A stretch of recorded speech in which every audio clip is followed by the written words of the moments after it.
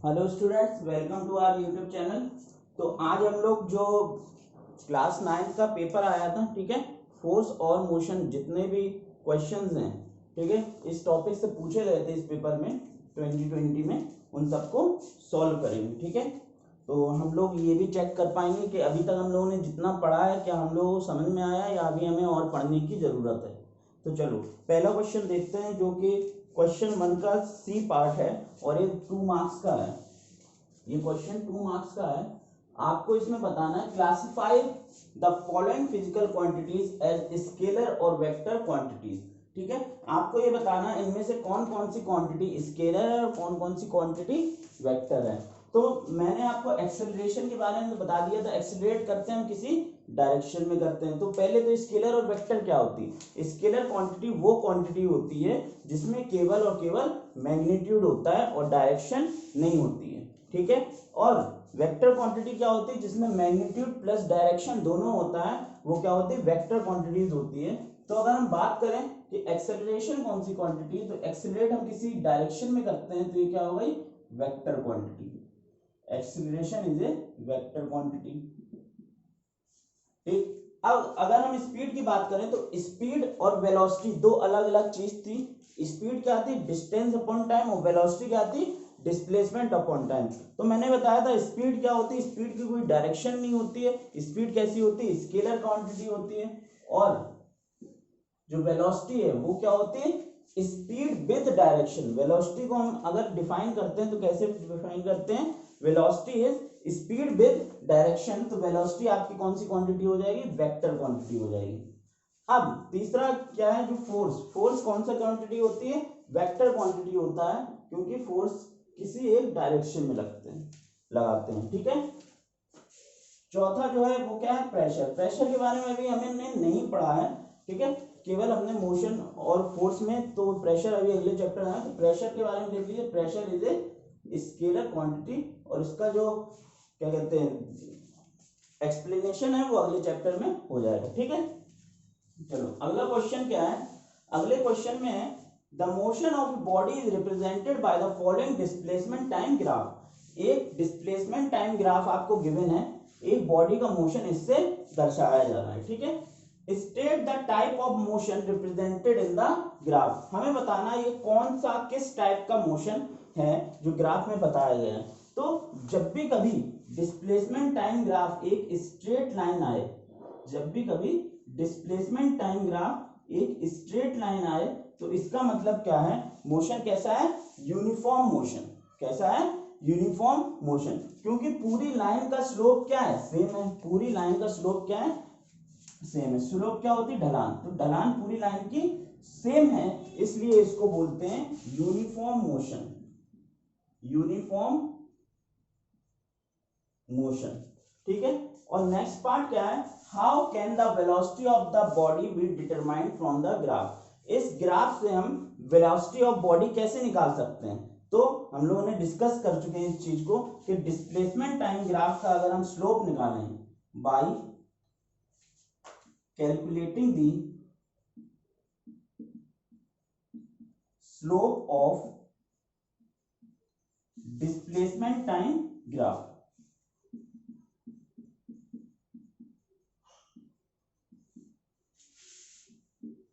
ठीक, displacement time graph का slope निकाल के हम जो है इसकी वेलोसिटी निकाल सकते हैं। और स्लोप कैसे निकालते हैं, अगर ये कोऑर्डिनेट x1 y1 है, x1 y1, और ये कोऑर्डिनेट x2 y2 है। ठीक है, तो स्लोप क्या होता है बेटा, स्लोप होता है y कोऑर्डिनेट का डिफरेंस मतलब y2 minus y1 divided by x coordinate का डिफरेंस मतलब x2 माइनस x1। और पूरी लाइन में अगर दो पॉइंट हम कहीं पे भी ले लें तो हमें स्लोप क्या मिलेगा, सेम मिलेगा। जैसे मान लीजिए ये पॉइंट हो गया 2,2, ये पॉइंट हो गया 3,3, ये पॉइंट हो गया 4,4। ठीक है, मतलब दो सेकंड में 2 मीटर डिस्टेंस चली है, 3 सेकंड में 3 मीटर डिस्टेंस चली है, और 4 सेकंड में 4 मीटर डिस्टेंस चली है।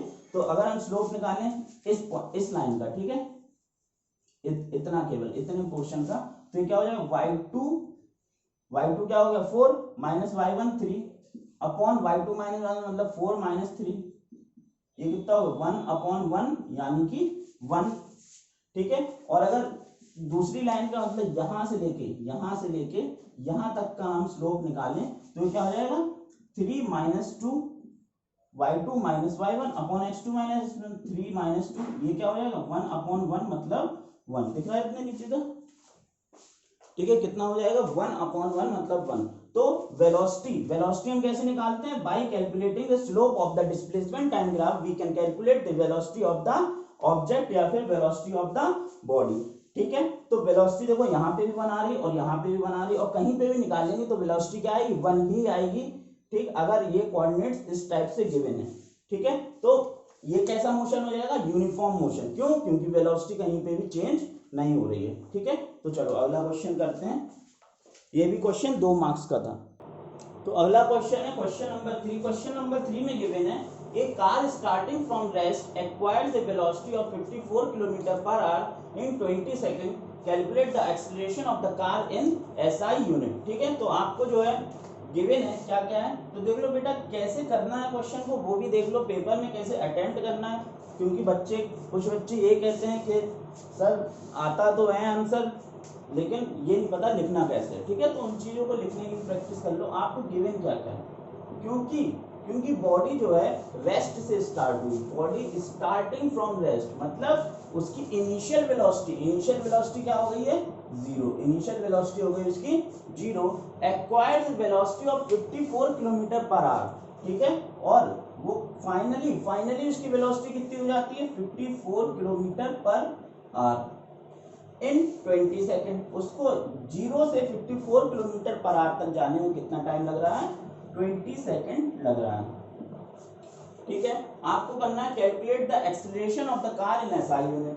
तो यहाँ पे लिखोगे टू कैलकुलेट, हमें कैलकुलेट क्या करना है एक्सीलरेशन, ठीक है। क्या कैलकुलेट करना है एक्सीलरेशन कैलकुलेट करना है। तो सबसे पहले हम क्या करेंगे, यहाँ पे लिखोगे सॉल्यूशन, ठीक है। सॉल्यूशन या कैलकुलेशन कुछ भी लिख सकते हो।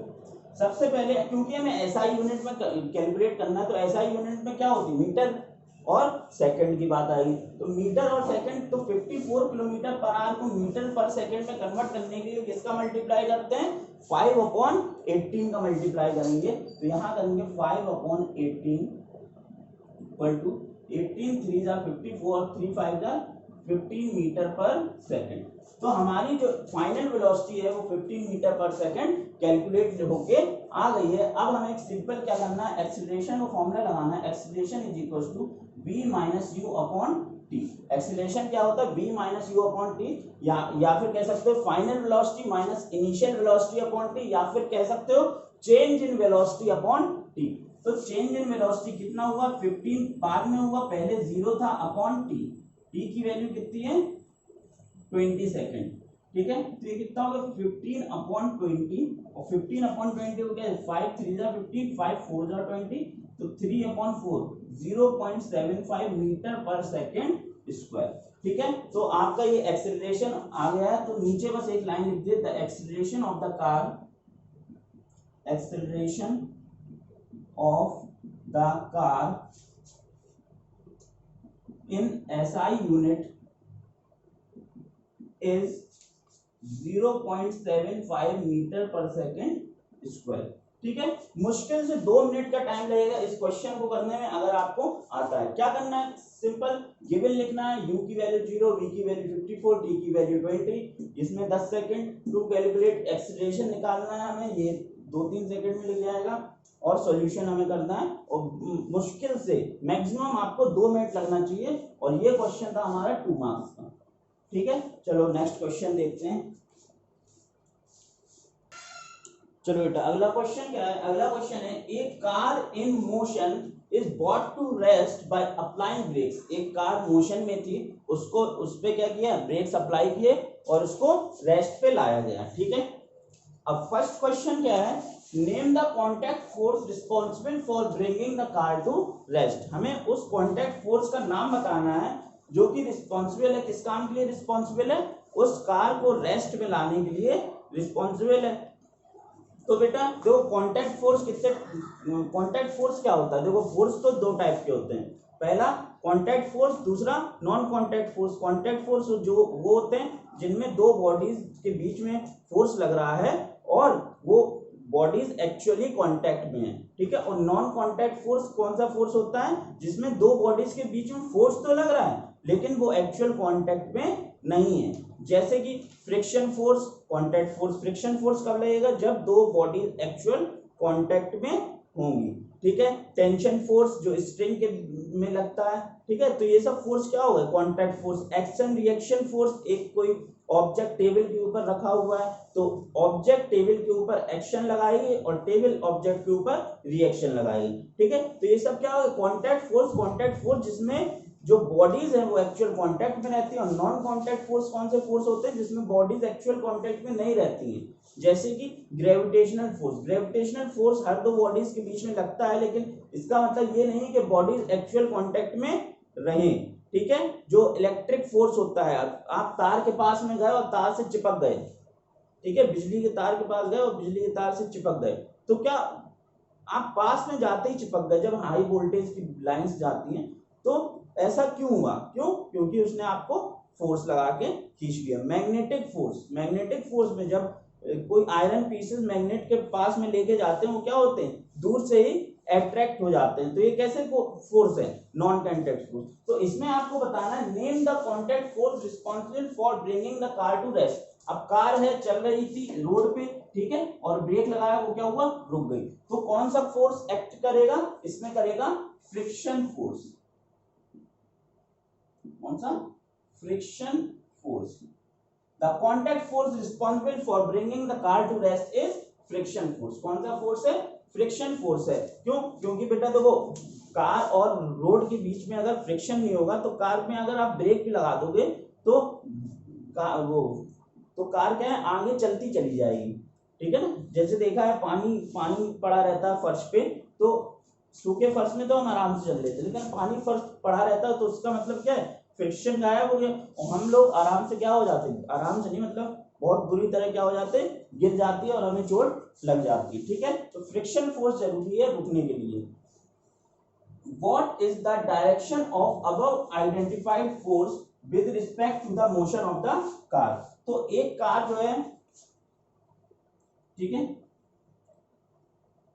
ये कार हो गई,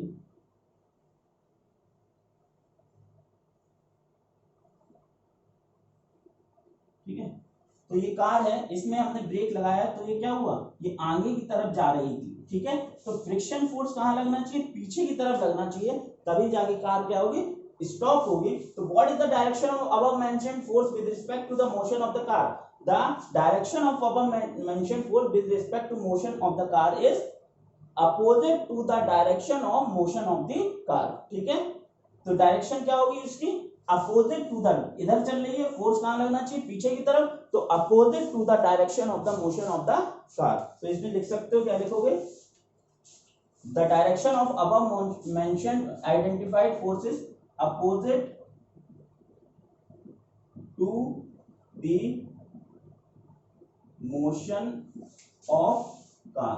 कार के मोशन के अपोजिट डायरेक्शन में ये जो फ्रिक्शन फोर्स है वो एक्ट करेगा, ठीक है। इतनी बात समझ गए। चलो अगला क्वेश्चन क्या है, name the property of an object by virtue of which it opposes और tends to oppose any change in its state. हमें वो प्रॉपर्टी बतानी है जिसके कारण by virtue of which object क्या है, अपने मोशन में चेंज करने से कतराता है। तो वो प्रॉपर्टी हमने आपको बताई थी फर्स्ट लॉ ऑफ मोशन में, ठीक है। फर्स्ट लॉ ऑफ मोशन क्या था, when a body is in rest it will remain in rest and when a body is in motion it will remain in motion until and unless an external force is applied to it। तो ये तो first law of motion था और इसी law को हम लोग क्या बोलते थे, लॉ ऑफ इनर्शिया, ठीक है। इनर्शिया का लॉ ऐसे बोलते थे क्योंकि इनर्शिया भी क्या होती है, it is the property of an object by virtue of which the object opposes the change in state of rest, motion और डायरेक्शन। तो the property of an object by virtue of which it opposes or changes to oppose any change in its state is inertia। तो इस property का नाम क्या हो गया, inertia. क्या नाम हो गया, inertia. What is the factor on which this property of an object depend. अब ये जो इनर्शिया वो किन फैक्टर्स पे डिपेंड करती है, ठीक है। तो इनर्शिया डिपेंड करती है मास ऑफ द ऑब्जेक्ट, ठीक है, किस पे डिपेंड करती है, ऑब्जेक्ट के मास पे डिपेंड करती है इनर्शिया। क्लियर है आपको, ठीक है। चलिए फिर अगला क्वेश्चन देखते हैं। अगला क्वेश्चन है the gravitational force of attraction between two bodies is at a distance x is 20 Newton. दो बॉडीज हैं वो x डिस्टेंस पे प्लेस्ड हैं, ठीक है, उनके बीच में जो ग्रेविटेशनल फोर्स ऑफ अट्रैक्शन लग रहा है वो कितना लग रहा है, 20 न्यूटन, ठीक है। What will be the force of attraction between them if the distance between them is made 2x, ठीक है। अगर उनके बीच की जो दूरी है वो 2x हो जाती है, मतलब x से 2x मतलब क्या हो जाती है, डबल हो जाती है, तो वो फोर्स ऑफ अट्रैक्शन कितना होगा, ठीक है। तो हम लोगों ने पढ़ा था क्या, F इज इक्वल टू, नहीं, F इज सीधे सिंपल बताओ direct inversely proportional to distance between them का स्क्वायर, ठीक है। दो बॉडीज हैं, ठीक है, इनके बीच की अगर डिस्टेंस x है, ठीक है, तो ये किसके इनवर्सली प्रोपोर्शनल होगा, एक्स स्क्वायर के डायरेक्ट इनवर्सली प्रोपोर्शनल होगा, मतलब F जो पहला फोर्स है, ठीक है, F1 जो पहले लग रहा था, ठीक है, पहले इज इक्वल टू के। जब भी प्रोपोर्शनलिटी के साइन हटाएंगे तो ये कांस्टेंट के आएगा, क्यों, क्योंकि मास में तो कोई चेंज नहीं हो रहा और g हमेशा कांस्टेंट होता है। F is equal to G m1 m2 upon r square, ठीक है। g हमेशा कांस्टेंट 6.67 × 10⁻11 न्यूटन मीटर स्क्वायर पर केजी स्क्वायर। मास में कहीं क्वेश्चन में गिवन नहीं है कि कोई चेंज हो रहा है, तो ये पूरा टर्म क्या हो जाएगा, कांस्टेंट हो जाएगा। तो F इज इक्वल टू के अपॉन r स्क्वायर यहाँ से आ जाएगा। तो F1 की वैल्यू क्या हो जाएगी, के अपॉन x, मतलब x का स्क्वायर, ठीक है।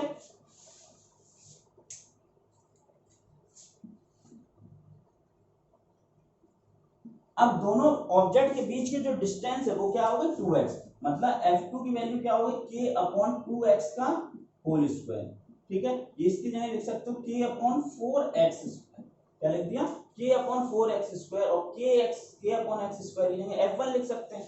तो F2 is equal to k upon x square की जगह क्या लिख दिया, F1, और 4 को वैसे ही लिखा। तो पहले फोर्स कितना था, 20 न्यूटन, तो F1 की value 20 upon 4 is equal to 5 newton, ठीक है। तो पहले फोर्स कितना था, 20 न्यूटन, तो अब कितना बचा, 5 न्यूटन। और इस क्वेश्चन को एक और तरीके से कर सकते हो, क्या, कि because the gravitational force of attraction follows the inverse square law. कौन सा लॉ फॉलो करता है, inverse square law. Therefore on making the distance twice the force of attraction will become 1/4, ठीक है। जब डिस्टेंस को क्या करो, डबल करोगे, डबल का 2 का स्क्वायर 4, तो फोर्स ऑफ अट्रैक्शन क्या हो जाएगा, 1/4, ठीक है, 1/4 कम हो जाएगा। तो F2 is equal to F1 upon 4 हम डायरेक्टली लिख सकते हैं, और ये क्या होगा, 20 अपॉन 4 यानी कि 5 न्यूटन। किसी भी तरीके से कर दो, इसमें क्या है, कुछ लिखना नहीं है, इसमें लिखना पड़ेगा आपको, ठीक है। Because the gravitational force of attraction follows the inverse square law, therefore this is the condition, ठीक है। चलो अगला क्वेश्चन करते हैं। हाँ, तो बेटा अगला क्वेश्चन क्या है, the figure below shows the velocity time graph of a body moving in a straight line, ठीक है। एक बॉडी है वो स्ट्रेट लाइन मोशन में चल रही है, ठीक है।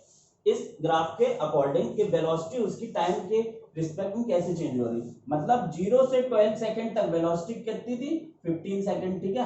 15 मीटर पर सेकंड हमेशा ही 0 से 12 सेकंड के बीच में 15 मीटर पर सेकंड रही है, ठीक है।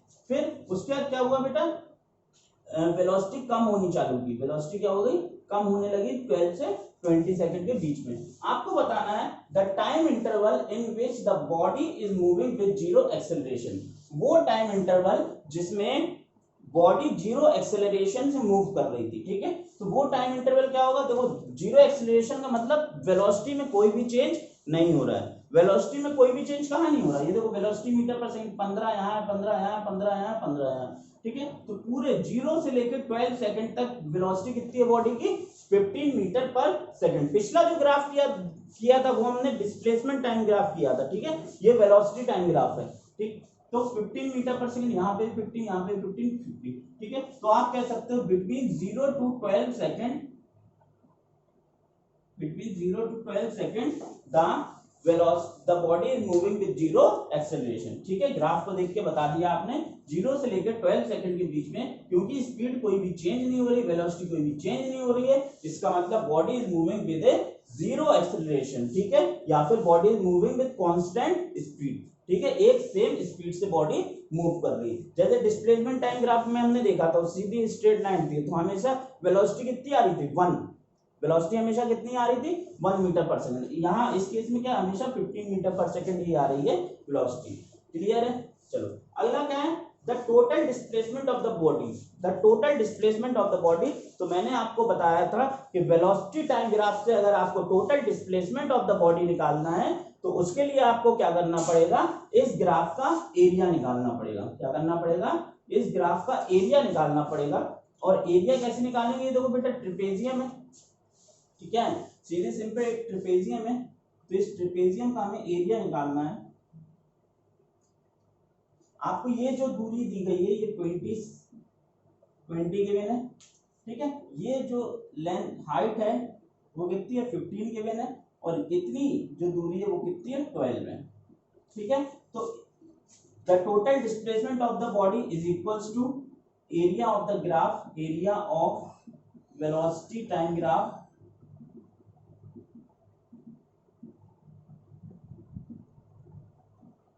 Is equals to area of trapezium, क्या होगा half into sum of parallel sides into distance between them, उनके बीच की दूरी।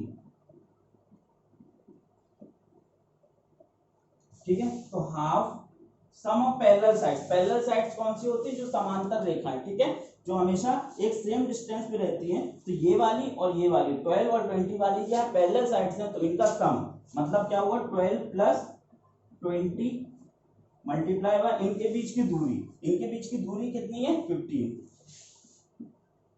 तो 12 प्लस 20 कितना हो गया हमारा 32 डिवाइडेड बाय 2 इंटू 15, तो ये कितना हो गया 16। ठीक है, तो 15 6 90 9 15 15 और 240, ये कितना आया बेटा 240। और डिस्प्लेसमेंट की यूनिट क्या होती है मीटर, तो डिस्प्लेसमेंट हमारा क्या आ गया 240 मीटर। आप एंड में लिख देंगे the total displacement of the body is 240 meter. ठीक है, आई होप समझ में आया होगा आपको ये क्वेश्चन भी। चलिए आगे 3 लास्ट क्वेश्चन बचे हैं, उनको भी देख लेते हैं। हाँ चलो फिर अगला क्वेश्चन देखते हैं। अगला क्वेश्चन है A car travels from A to B and returns to its original position. The distance between A and B is 2000 meters. एक कार है वो यहाँ A पे थी, फिर वो B तक गई। ठीक है, इनके बीच की दूरी 2000 मीटर है। ठीक है, और पहले A to B गई, फिर B से लेके वापस A पे आ गई है। आपको निकालना है find the total displacement of the car. ठीक है, हमको पहले total displacement of the car निकालना है। तो टोटल डिस्प्लेसमेंट क्या होता है, the displacement is the shortest distance between the initial and final position of the body. ठीक है, तो इनिशियल पोजीशन और फाइनल पोजीशन उनके बीच की डिस्टेंस जो होगी वो क्या कहलाएगी डिस्प्लेसमेंट। तो बॉडी ए से बी तक गई और बी से वापस ए पे आ गई, मतलब इनिशियल पोजीशन भी ए है और फाइनल पोजीशन भी ए है, और ए ही पॉइंट पे जो है क्या है वापस बॉडी आ गई है। तो टोटल डिस्प्लेसमेंट क्या हो जाएगा 0। क्यों, क्योंकि इनिशियल पोजीशन भी वही है और फाइनल पोजीशन भी वही है, तो टोटल डिस्प्लेसमेंट हो गया 0। ठीक है, clear. The car takes 5 minute to travel from A to B. A से लेके बी तक जाने में उसे कितना टाइम लग रहा है 5 minute, 5 minute A to B. ठीक है, but takes 8 minute to travel back from B to A. लेकिन बी से लेके ए तक आने में कितना टाइम लग रहा है 8 मिनट। कितना टाइम लग रहा है 8 मिनट लग रहा है। Is the speed of car greater while going from A to B और while travelling back from B to A. आपको ये बताना है कि स्पीड ऑफ कार कब ज्यादा थी, जब ए से बी तक गया या बी से ए तक आया है। ठीक है, तो ये तो बिल्कुल लॉजिकली सॉल्व कर सकते हो। क्यों, टाइम कम कब लगेगा जब आप ज्यादा स्पीड से चलोगे, टाइम कम कब लगेगा जब आप ज्यादा स्पीड से चलोगे। ठीक है, तो बताइए किसमें टाइम कम लग रहा है, टाइम ए से लेके बी तक जाने में कम लग रहा है। तो स्पीड कहां से कहां तक में ज्यादा होगी, ए टू बी में। अब कोई बंदा यहाँ से झांसी से उरई जा रहा है, ठीक है, वो मान लीजिए 50 किलोमीटर पर आवर से जा रहा है, तो उसे कितना टाइम लगेगा, 2 घंटे लगेगा, क्योंकि डिस्टेंस कितनी है 100 किलोमीटर, ठीक है। तो टाइम क्या लग रहा है, ज्यादा लग रहा है, जब वो क्या कहते हैं स्पीड क्या है, कम। अब वही बंदा 100 किलोमीटर पर आवर से उरई चला गया, तो उसे टाइम कितना लगेगा, 1 घंटा लगेगा। तो मतलब जहां कम टाइम लग रहा है वहां पे स्पीड क्या होगी, ज्यादा होगी, जहां पे ज्यादा टाइम लग रहा है वहां स्पीड क्या होगी, कम होगी। तो क्वेश्चन में पूछा है the car takes 5 minute to travel from A to B तक जाने, ए से बी तक जाने में कितना टाइम लग रहा है, 5 मिनट, और 8 minute to travel back from B to A, B से ए तक वापस आने में 8 मिनट लग रहा है। तो आपको बताना है स्पीड ऑफ कार कब ज्यादा होगी, ठीक है। तो जहां कम टाइम लग रहा हो तो आप कह दोगे speed of car is greater when the car is moving from A to B, जब ए से लेके बी तक कार जा रही है तब स्पीड ऑफ कार क्या होगी, ग्रेटर होगी, ठीक है। थर्ड पार्ट क्या है इस क्वेश्चन का, अभी क्वेश्चन देखो 3 मिनट 3 नंबर का है, 3 नंबर का है, क्या लिखना है इसमें, कुछ नहीं, 0 when the car is moving from A to B, और when can the magnitude of distance and displacement is equal for a body in motion, एक बॉडी जो मोशन में है उसका मैग्नीट्यूड ऑफ डिस्प्लेसमेंट और डिस्टेंस और डिस्प्लेसमेंट का magnitude कब जो है इक्वल होगा, जब वो बॉडी स्ट्रेट लाइन मोशन में चलेगी। कहाँ चलेगी, स्ट्रेट लाइन मोशन। क्यों, अगर वो थोड़ी सी भी कहीं मुड़ गई, ठीक है, तो इनिशियल और फाइनल पोजीशन क्या हो जाएगी, चेंज हो जाएगी, ठीक है। ये इनिशियल पोजीशन यहाँ पे क्या है, फाइनल पोजीशन, ठीक है, मान लीजिए ऐसे चल रही है, ठीक है। तो डिस्टेंस क्या होगी, इसकी पाथ, इस पाथ की लेंथ क्या हो जाएगी डिस्टेंस, और डिस्प्लेसमेंट क्या होगी, सबसे छोटी दूरी इन दोनों पॉइंट के बीच में। तो डिस्टेंस और डिस्प्लेसमेंट चेंज हो गया, हाँ चेंज हो गया। लेकिन जब कभी भी बॉडी स्ट्रेट लाइन मोशन में जाएगी, मतलब इन फॉरवर्ड डायरेक्शन, केवल आगे की तरफ स्ट्रेट लाइन में, तो देखो ये initial position A, final position ये बी, ठीक है। तो डिस्टेंस क्या होगी, इसका पाथ का ओरिजिनल लेंथ डिस्टेंस हो गई, ठीक है। डिस्प्लेसमेंट क्या होगी, इनिशियल और फाइनल पोजीशन के बीच की सबसे छोटी दूरी, तो वही क्या है, डिस्टेंस है, वही क्या है, डिस्प्लेसमेंट है। तो the magnitude of displacement and distance is equal when the body is in motion, is when the body is moving in straight line path, ठीक है। जब बॉडी स्ट्रेट लाइन पाथ में मूव कर रही होगी तब बॉडी का जो डिस्टेंस और डिस्प्लेसमेंट है वो क्या होगा, इक्वल होगा, ठीक है। चलो अगला क्वेश्चन करते हैं। चलो बेटा क्वेश्चन नंबर 9 क्या है, a book is kept on the table shown in the diagram, एक डायग्राम है, ठीक है। इसमें क्या है, क्या दिखाई दे रहा है हमें, एक टेबल के ऊपर एक बुक रखी हुई है, ठीक है। आपको क्या करना है, कॉपी द डायग्राम, इस डायग्राम को कॉपी करना है। तो हमने तो बना लिया है तो हम कॉपी नहीं करेंगे, आप लोग क्या क्वेश्चन पेपर में से अपनी आंसर शीट में इस डायग्राम को कॉपी करेंगे। And mark the action reaction forces with direction, और आपको क्या करना है, एक्शन और रिएक्शन फोर्सेस डायरेक्शन के साथ इस डायग्राम बनाना है। तो क्या होगा कि बुक टेबल पे क्या लगाएगी, एक्शन, बुक टेबल पे क्या लगाएगी, एक्शन, और टेबल बुक पे क्या लगाएगा, रिएक्शन, और टेबल क्या करेगा, बुक पे क्या लगाएगा, रिएक्शन, ठीक है। टेबल ने बुक पे लगा दिया रिएक्शन और बुक ने टेबल पे लगा दिया एक्शन, ठीक है। तो ये तो हमने बना लिया, देखो कितना टाइम लगा रहा है, मुश्किल से 20 सेकंड भी नहीं लगे होंगे ये सब कॉपी, डायग्राम को कॉपी करके बनाने में, ठीक है। इसके बाद अगला पार्ट क्या है, do these forces act on the same body, क्या ये फोर्सेस एक ही बॉडी पे एक्ट कर रहे हैं, नहीं। एक्शन और रिएक्शन फोर्स क्या होता है, दो डिफरेंट बॉडीज पे एक्ट करते हैं। हम इस पे एक्शन लगा रहे हैं, बोर्ड ने हमारे हाथ पे क्या लगा दिया, रिएक्शन लगा दिया, ठीक है। तो बुक ने टेबल पे एक्शन लगाया है और टेबल ने बुक पे रिएक्शन लगाया है, तो आप क्या लिखोगे, the forces of action and reaction acts on two different bodies, that is action by book on table and reaction by table on book। मुश्किल से 1 मिनट का क्वेश्चन है और आपके इसमें कितने 3 नंबर पक्के, क्या था, कुछ भी नहीं था इसमें, 3 मार्क्स क्वेश्चन, ठीक है। चलो अगला करते हैं। चलो बेटा आज का लास्ट क्वेश्चन क्या है, क्वेश्चन नंबर 10। तो मतलब 10 क्वेश्चन आए थे पूरे मोशन ऑफ फोर्स, 2 चैप्टर को मिलाकर, समझ लो एग्जाम में तो कितने इंपॉर्टेंट चैप्टर्स हैं, ठीक। तो पहला क्या है इसका पार्ट 10 का, स्टेट न्यूटन सेकंड लॉ, ये क्वेश्चन 4 मार्क्स का है, ठीक है, 4 नंबर का पूरा, ठीक है। State Newton second law of motion, Newton का सेकंड लॉ क्या है, ठीक है। तो बिल्कुल आसान है, क्या है न्यूटन का second law, the rate of change of linear momentum is directly proportional to the force applied. ठीक है, जो rate of change of linear momentum क्या है, directly proportional to force applied. अगर कोई मास m है, वो मूव कर रहा है u वेलोसिटी से, ठीक है, उस पर कोई फोर्स लगाया गया है, एक F फोर्स लगाया है, ठीक है, अब वो मास v वेलोसिटी से मूव करने लगा है, ठीक है, तो क्या होगा बेटा, जो मोमेंटम यहाँ पे P1 क्या होगा mu, यहाँ पे मोमेंटम P2 क्या होगा mv, और चेंज इन मोमेंटम, चेंज को हम डेल्टा से रिप्रेजेंट करते हैं, किससे, डेल्टा से रिप्रेजेंट करते हैं, तो delta is equal to P2 minus P1, ठीक है, बार बार मोमेंटम माइनस इनिशियल मोमेंटम, ये क्या होगा mv माइनस mu, किसके बराबर हो गया, change in momentum mv minus mu, और change in linear momentum per unit time, या फिर कह सकते हो rate of change of linear momentum, मतलब क्या होगा, delta p upon T, rate of change of linear momentum, ये क्या हो जाएगा बेटा यहाँ से mv माइनस mu अपॉन